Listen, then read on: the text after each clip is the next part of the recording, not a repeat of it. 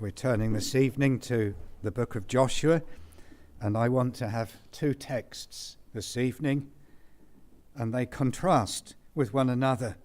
One in chapter 15 and one in chapter 17. And our subject this evening is faith or failure. And our first text is Joshua chapter 15 and verse 17, concerning Othniel, who took up the challenge laid down by Caleb to take the city of Kirjath Sepher. And Othniel, the son of Canaan, the brother of Caleb, took it, and he gave him Achsah, his daughter, to wife. And then in chapter 17 and verse 16, and the children of Joseph said, "The hill is not enough for us, and all the Canaanites that dwell in the land of the valley have chariots of iron, both they who are of Bethshean and her towns, and they who are of the valley of Jezreel." And so here are two very contrasting attitudes amongst the people of Israel during the days of Joshua. Caleb and Othniel, men who believed that with the help of the Lord they could do great exploits and they could conquer the land. The children of Joseph, the descendants of Ephraim and Manasseh, who were discontent with the lot that they had because the Canaanites presented a great obstacle to their prosperity. Well, these chapters in the middle of Joshua, from 13 through to 18, 19, they deal with the settlement of the lands of Israel. And each tribe was allotted a certain portion. And we may feel that, like much of the land of Israel, they are rather barren. But there are still helpful lessons here, and I trust that these two verses will present us with both a challenge and a spur this evening. On the one hand, we have Caleb and Othniel, on the other, the children of Joseph.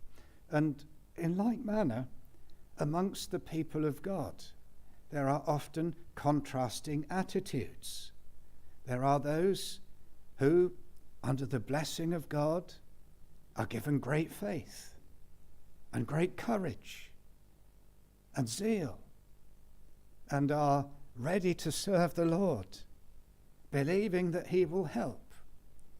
And there are others who draw back, filled with timidity and unbelief and fear and discontent, such as the children of Joseph.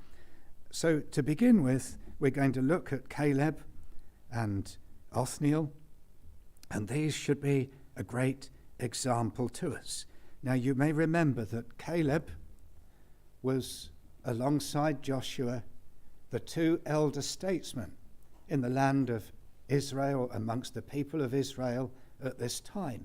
Only these two of their whole generation were privileged to spend the whole time in the wilderness, the 40 years wandering, and yet their lives were preserved until the Israelites were settled in the land of Canaan, because they had believed the Lord.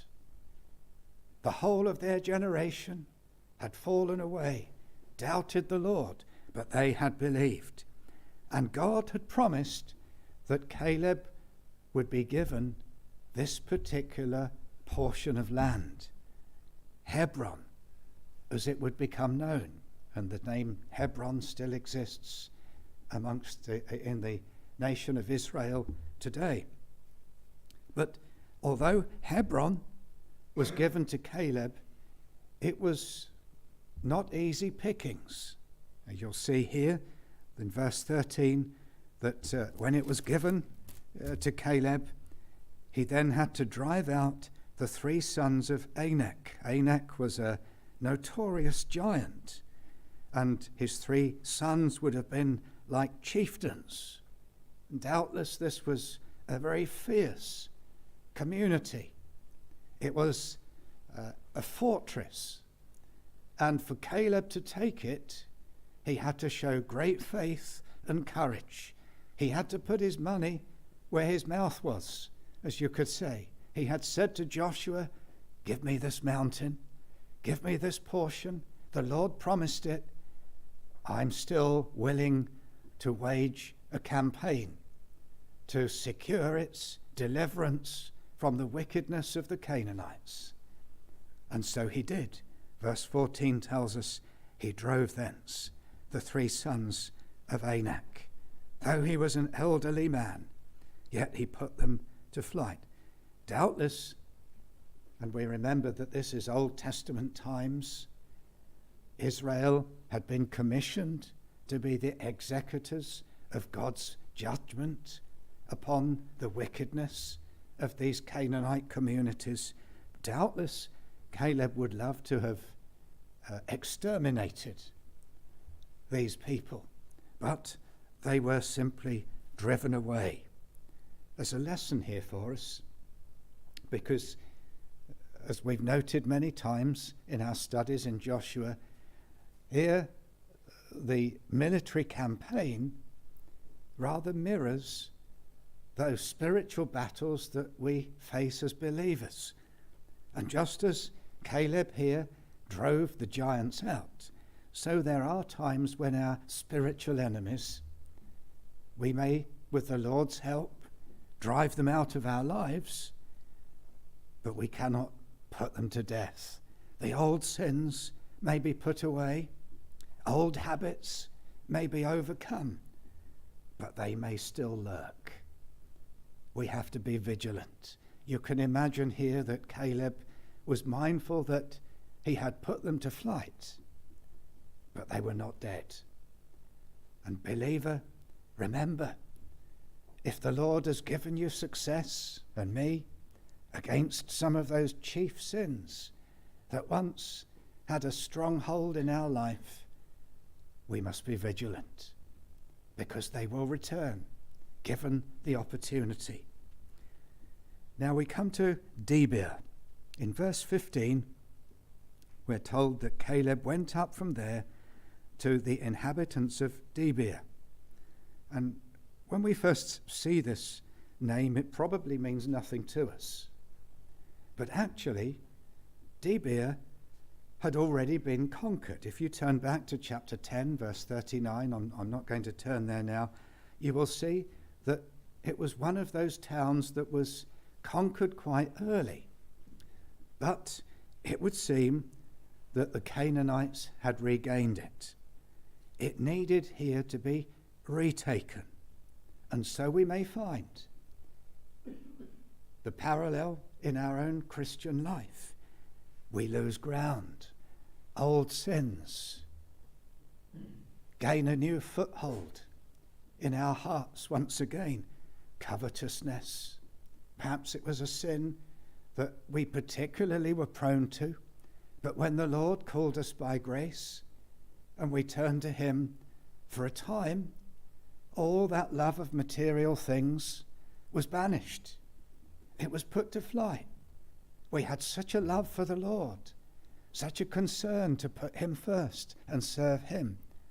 But little by little, that old sin of covetousness came back and gained territory and took hold of our hearts to a certain extent. Once again, the same may be true of complaining. Complaining often can be a sin. We're complaining at the Lord, just like the children of Joseph. And it may be when the Lord gave us that first sight of himself, we had no complaints about the hardness of our life.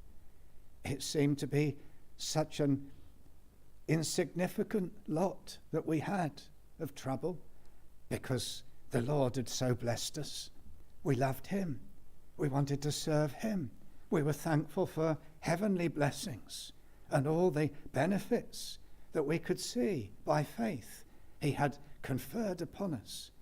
But now we yield to complaining again about this and about that. We need to be so alert, because just like Deber here, our hearts are prone, and the old enemies may come back and begin to take root once again. Now, when Caleb came to Deber, we read in verse 16 that Caleb said, "He that smiteth Kirjath Sepher," which is the other name for Deber, "and taketh it, to him will I give Achsah my daughter to wife." Now, Matthew Henry, I think it is, points out that Kirjath Sepher means city of books. And there's a little speculation that goes on with some of the commentators, and they say, did Caleb have a particular determination to take this city because it was like the Cambridge or the Oxford of the Canaanites? It had got their books and their scientific knowledge. It was a centre of learning, and it was a prize scalp to conquer it. Well, we cannot say. But here we may look at what Caleb says and think, well, this could, if you take it and look at it one way, appear to be quite reckless. It doesn't sound like the language of a man of God. Well, anybody takes this city, I'll give him my daughter. Well, what about the daughter? What was going on here? Was it recklessness? No, it wasn't. Was it laziness on the part of Caleb, thinking, well, I'll let some mug of a warrior go up to this hilltop fortress and risk his neck in order to take the city for me? I'm quite happy to expend a daughter in such circumstances. No, this is not what's going on here. Caleb wants the best for his daughter. And he knows that a man who has the faith, the confidence in God, the courage to do what he had done to Hebron would be worthy of his daughter. He wanted his daughter, and in those days, in the East, it was convention, custom for the father to determine his daughter's marriage. We don't live in such a culture, but this was perfectly accepted. But Caleb here is not dealing in a cheap manner with his daughter. He wants the best for her. And so he sets a challenge. Any man who shows his mettle, who must believe and depend upon the Lord and act by faith with great zeal for the Lord, he's worthy of my daughter. That's the spirit of Caleb here. Speculation amongst the writers, and don't attack me with this, Matthew Henry, others, they say they think that Othniel and Achsah were already in love. And Caleb knew this, and he set this challenge to his future son-in-law: go take the city.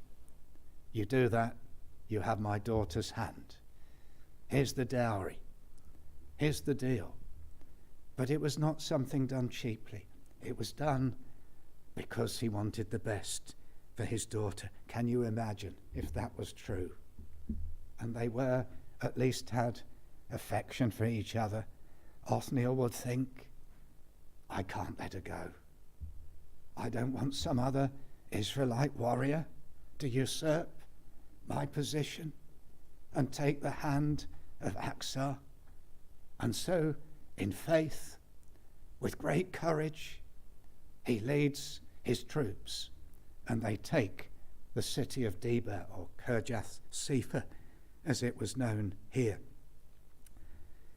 So here is a man, firstly Caleb, who's given a lot, infested with giants, but he goes forth dependent upon the Lord, believing the Lord will help him to secure his own inheritance.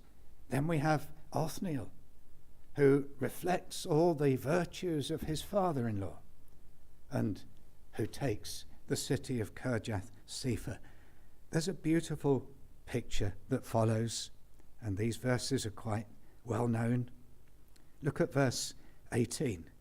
It came to pass, as she came unto him, that's to her husband, Othniel. The picture here is of Caleb bringing his daughter out, meeting Othniel, who has proved victorious. He is now handing his daughter to Othniel, who happened to be his brother's son in those days. Marrying cousins was not prohibited. It was perfectly acceptable. That seems to be what took place here. Did you know, incidentally, if you read the first few verses, chapters in Judges, Othniel would become the first of the great judges. He was a man of God here, proving himself in lesser things, you could say. A man who trusted the Lord, and the Lord promoted him, and he became a great leader in his own right over the people of Israel. But Othniel here, she comes to him, and then we are told that she moved him to ask of her father a field. Well, here we see then a picture. Immediately, Achsah defers to her husband. She's been given by her father to her husband, and now she acknowledges that he is her head. She makes representation. She is the heir to her father's dowry, if you like, the field that she was given, but she defers to her husband. It's a reminder to us that this is the Lord's way. But then, to complete the picture, she then asks her father. It would seem that she suggested to Othniel, "You ask." And he said, "No, you ask." There was no difference here. There was a sweet unity in their transaction. And so her father then asks her, "What is it that you would ask?" But she comes and she lights off her ass to speak to her father. Although she is now under the headship of her husband, she still has great reverence, great respect for her honorary father. This is a picture of how Christian relationships in family life should be. We do not immediately we get married lose all respect or deferment to our parents. The relationship changes. Achsah is now under Othniel's headship, but she still lights off her ass to speak to her father. And she asks from him a blessing. And that is, she says, "Well, you've given me a south land." In other words, a dry field. A land that some would say wasn't necessarily in the south, but it was dry. Without water, it was of little value. "Give me also," she says, "springs of water." And he gave her the upper and the nether, or the lower springs. Matthew Henry observes, it's not wrong sometimes to ask for something that we do not have. This was not covetousness. This was a reasonable request that she obtained from her father. It's a beautiful scene then. Her respect for her father, and Caleb gives her perhaps more than she expected. He gives her the upper springs and the lower springs. Our Heavenly Father gives to us in a spiritual sense far more than we expect or ask. He gives us those upper springs and those lower springs. The blessing of heaven, a Father's love, and the presence of the Spirit in our lives upon earth. I don't want to be fanciful, but that's a parallel that is often drawn. We have a God who favours us with so many things far and above what we ask or deserve. But let's come secondly to chapter 17, because there's a solemn contrast here between the faith, the courage, the conviction of Caleb, Othniel, and Achsah, and the spirit of the children of Joseph. In verse 16 we are told they said, "The hill is not enough for us." Well, let me paint the picture in a little bit more detail, or rather, let this chapter paint the picture before we get to this verse. Now, it's true that Manasseh and Ephraim were substantially numerous tribes, but they actually received a significant lot. Go back to verse 5. We're told there fell 10 portions to Manasseh, beside the land of Gilead and Bashan, which were on the other side of the Jordan River. So Manasseh had already been given substantial lands at their request on the other side of the river before Canaan was invaded. But they had 10 portions on the western side of Canaan. And then if you read on in verse 8, 9, 10, there's a list of substantial lands which were provided in the providence of God and the purposes of God to Ephraim and Manasseh, the two sons of Joseph that headed these tribes. But look at verse 11. Manasseh had in Issachar and in Asher Beth Shean, which is referred to in our text. Now, the old writers say that Beth Shean was the Eden of Israel. It was known to have the sweetest fruits in all the land. It was a particularly fertile and attractive plot, and it was given to Manasseh. So here's the background. They've actually been given vast tracts of land, and they've been given some of the best of the land. But in verse 16, the children of Israel said, "The hill is not enough for us. We're a great tribe," they had said, verse 14, "We're a great people."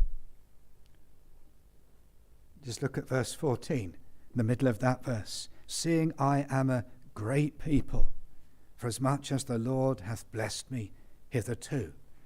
And so we see here, firstly, that there was a degree of pride. We're the children of Joseph, the great head of Egyptian government.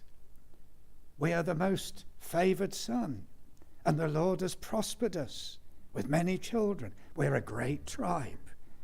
And so they're very proud, but also they're covetous. This hill, it's not enough. We need something more. We've been given just one lot. If you read the verses, that's the language here. They were dissatisfied. Well, the land that we have, it's a hill over there, but the problem is the valley between Bethshean here and Jezreel, it's full of Canaanites. They're a mighty obstacle. We cannot really enjoy the land. We've got all these Canaanites in the way.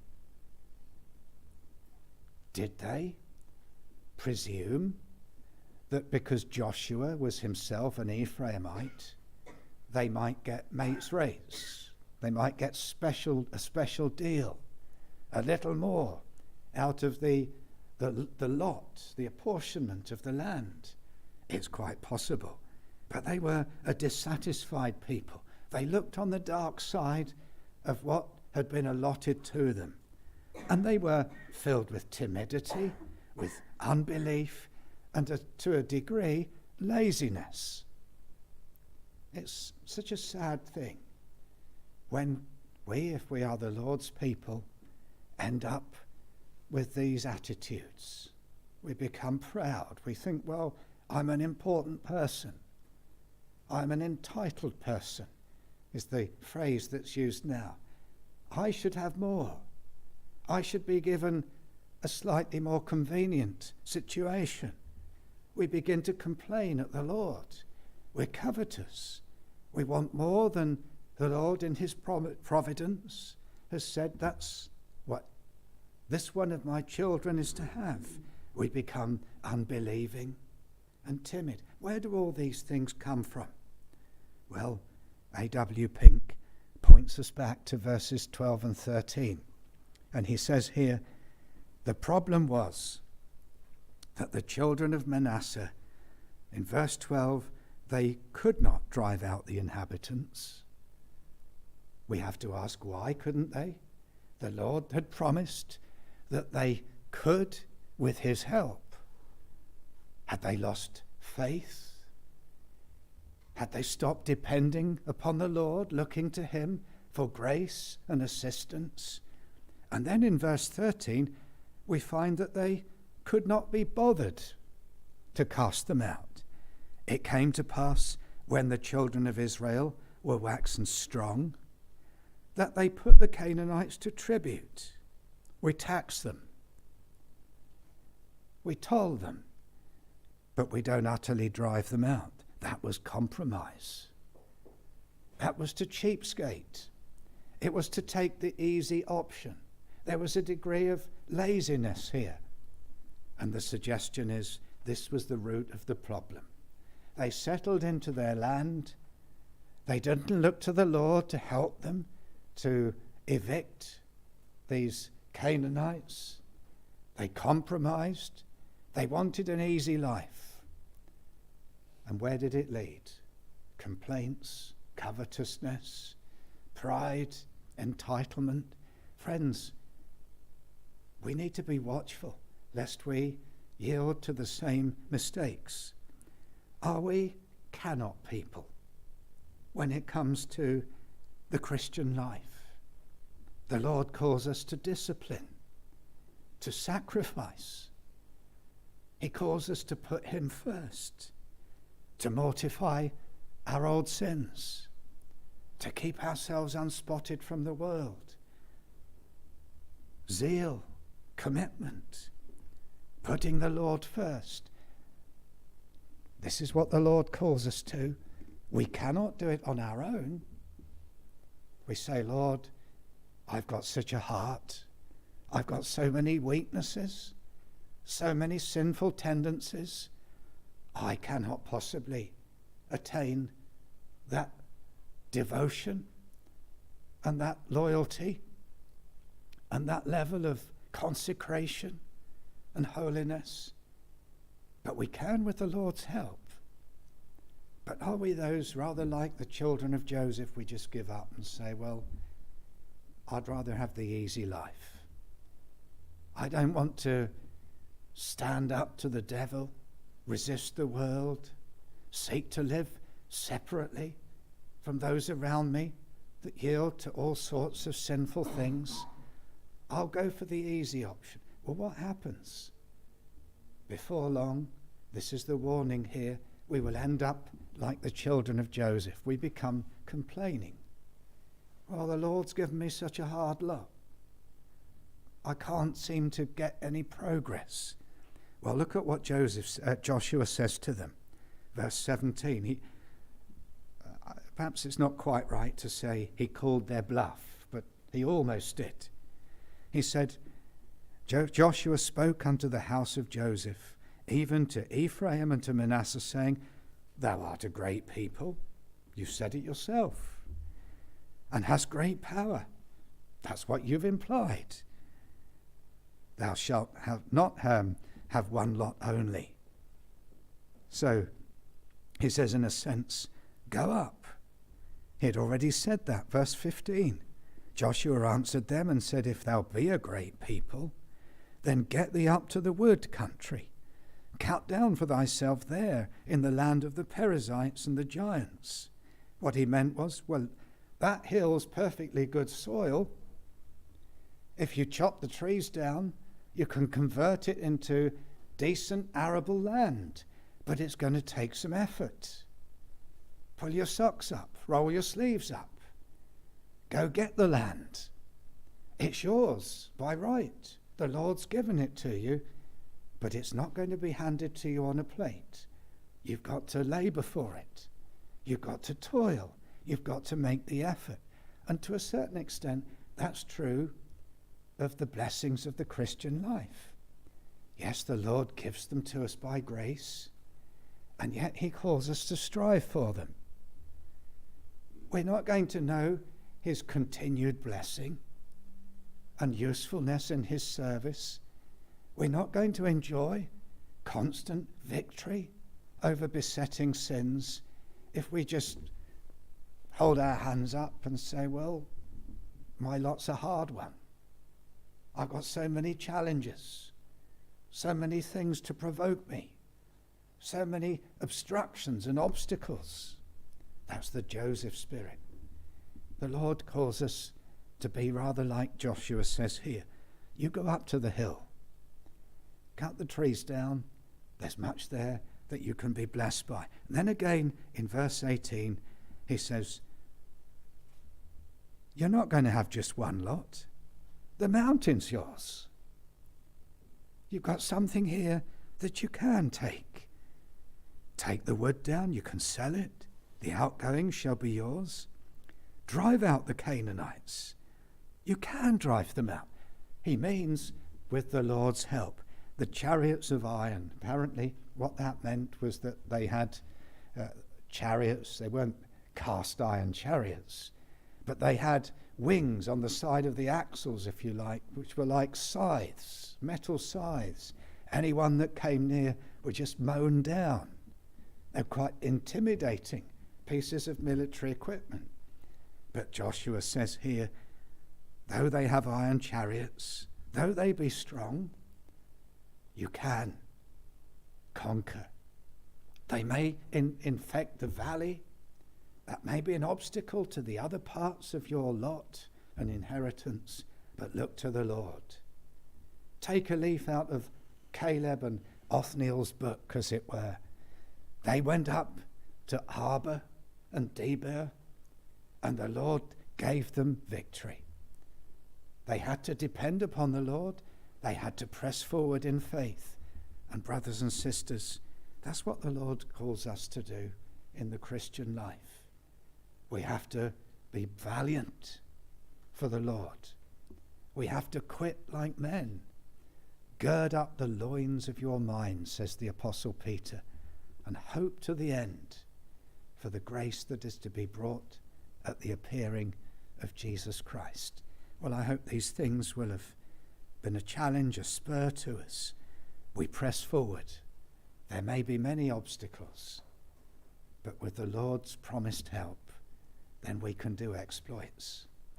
And he will give us that grace to overcome even the most challenging of circumstances and the most difficult of sins. The Lord has given and does promise more grace to those that depend upon him for it. We will close this evening by singing together hymn 488. 488. Come, let us anew our journey pursue, with vigour arise.